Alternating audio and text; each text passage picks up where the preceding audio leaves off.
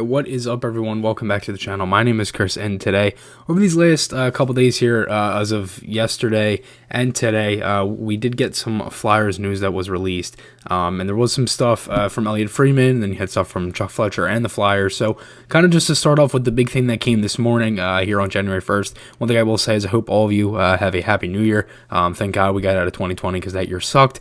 And kind of just to start off, we get the news this morning that the NHL is looking to have two outdoor games this year at Lake Tahoe in Nevada, in an outdoor kind of theme. A Mystery Alaska theme is what they're hearing. And the picture of the on the article that Elliotte Friedman wrote, it looks like it's actually supposed to be the exact location of where the rink will be built. So I'll throw a link to this article in the description below if you want to check it out so you can see the picture, and also read along for yourself after. But when the NHL and NBC broadcast schedule was released last week, one game stood out as an oddity: Colorado at Vegas on February 20th. And that is the NHL and NBC's only lone Saturday telecast before April 17th. The next day, there's a Philadelphia-Boston matchup. That's also a bit strange. For the Bruins, it's their only game in 6 days, and for the Flyers, it's their only one in 5, because the Flyers don't play on the 19th and 20th, and then they don't play the 23rd, or the 22nd and the 23rd. They play the Rangers on the 24th then. Basically what he's saying is in a division where it's so tight with the travel, it's very unusual. And there is a logical explanation for it. So according to multiple sources, the NHL is beginning its Mystery Alaska experiment with the 4 teams as part of a unique 2-game, 2-day outdoor quote-unquote outdoor weekend showcase at Lake Tahoe. Edgewood, Tahoe Resort, home of the popular celebrity golf tournament, is hosting these games, which will be played around the 16th, 17th, and 18th holes.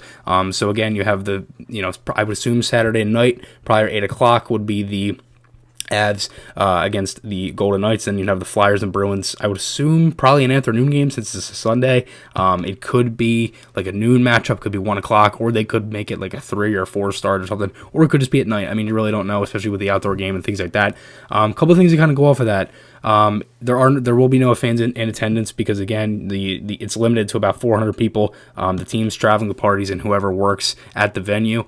And then it'll give the television opportunities to broadcast the game, more opportunities to broadcast the game, like drone cameras and things like that. So again, really just to boost the TV revenue, try to get at that TV contract at the end of this year, which is one of the main things that's been talked about for many NHL fans also, is do they stay with NBC? Do they change? Whatever. I personally think they'll stay, but again, we will have to wait and see what happens there.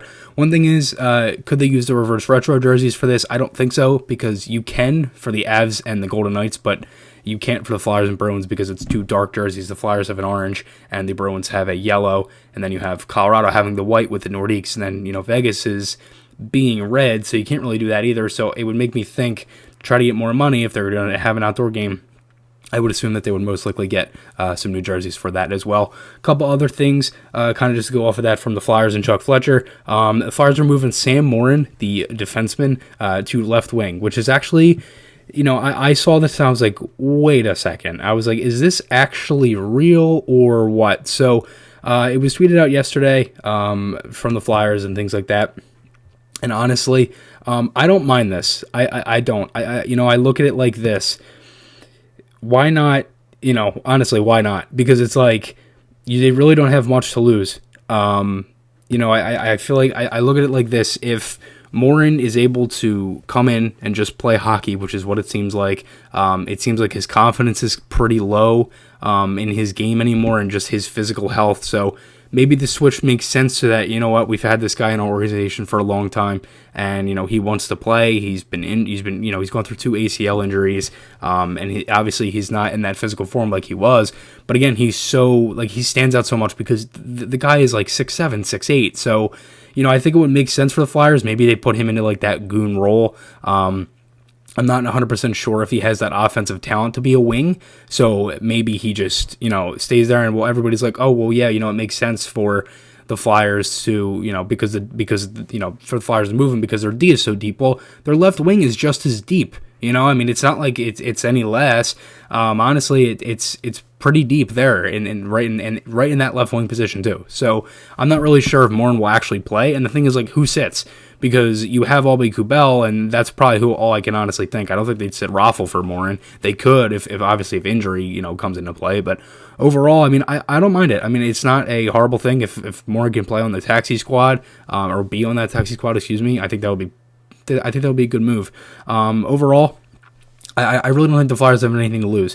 One thing is that they also did say that Flyers goaltender, per Chuck Fletcher, goaltender Kirill Ustimenko underwent surgery on his hip to repair a torn labrum.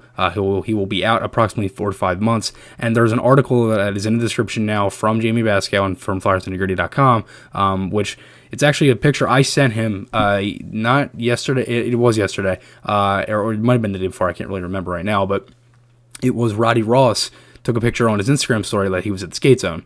And this was the day before yesterday, because I was like, well, why would Ross be there if he's a prospect?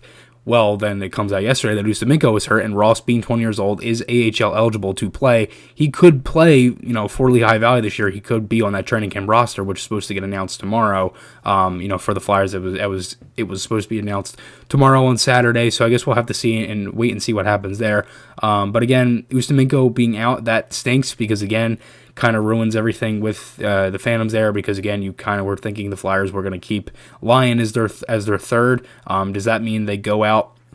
It could mean that they go out and sign somebody, was my thought. Like, do they go out and sign a goaltender? But now that I saw Ross there, I'm like, well, that makes perfect sense. Like, that clicked in my head automatically, same with Jamie too, because that's why he made the article. So if you want to check out the article, go check that out.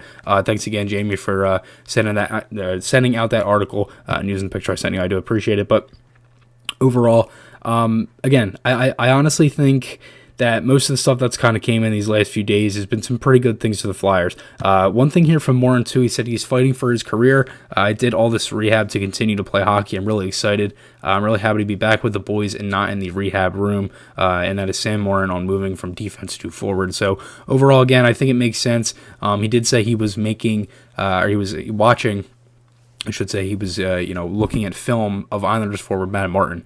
So he could be in that Lagoon role, but again, Martin has played wing his whole career, and, he's been a guy that, scored in junior and everything. So I'm not really sure if this is going to work, but again, it's not like the Flyers have anything to lose. Seems like a lot of their stuff is going to be in-house, is the theme that's pretty much coming from this offseason, is that they haven't really done much besides obviously signing Gustafsson. They lose Niskanen, and that's pretty much it. I mean, everything else they've done has pretty much been internally. They don't have to do much. They've talked about the roster being set.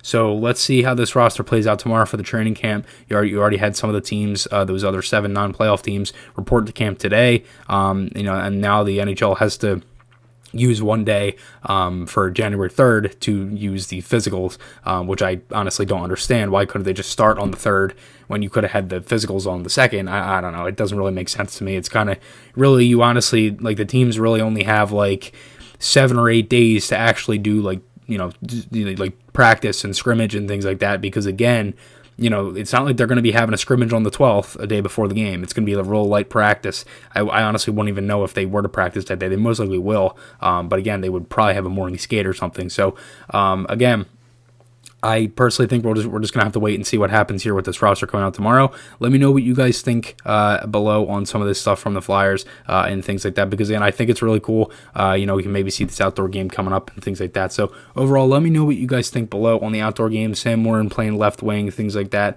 Ustimenko injury, and all that good stuff. And remember, guys, podcast articles, those links are on my channel. Hope you all had a very happy new year, and I'll talk to you all again soon.